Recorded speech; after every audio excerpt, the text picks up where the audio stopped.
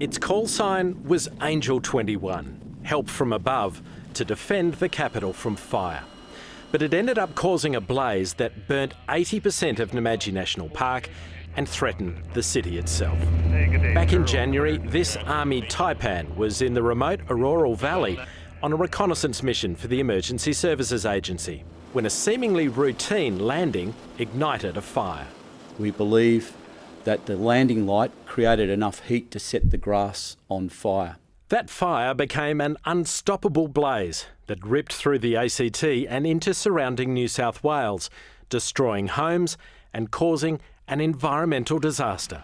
I've come over the rise in my driveway here to be confronted with this. Now, new details have emerged about what was and, critically, what wasn't done in the vital minutes after the fire started.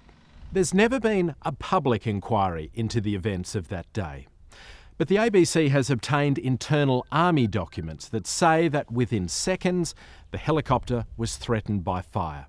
Its crew immediately took off again, but the downdraft only fanned the flames into an inferno. The crew have done a wonderful job in saving everyone aboard that aircraft. The defence documents reveal the aircrew photographed the fire they'd started, but crucially didn't pass on the grid coordinates until 45 minutes later, after the chopper had landed at Canberra Airport. Vital minutes that could have been used fighting the fire. That sort of information needs to be channelled into the response system, the emergency response system, far more quickly than that. None the wiser on the ground.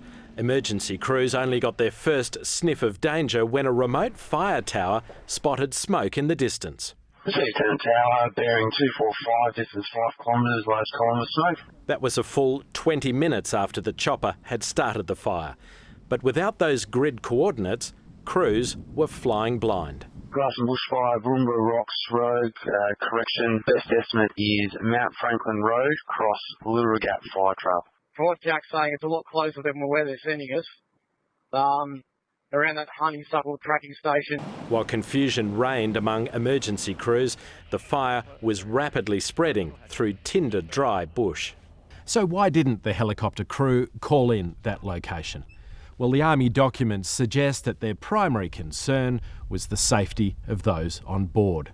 But there are legitimate questions about whether the fire could have been stopped if those who'd caused it had passed on that vital information sooner.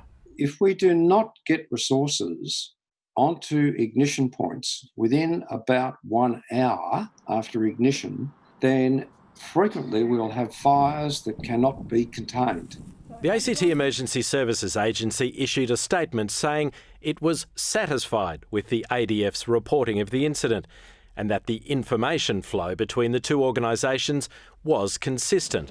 But the ABC's aware of frustration within firefighting ranks over the Army's actions last January. Sources say to start a fire was bad enough, but to go into radio silence for so long, unforgivable. Craig Allen, ABC News, Canberra.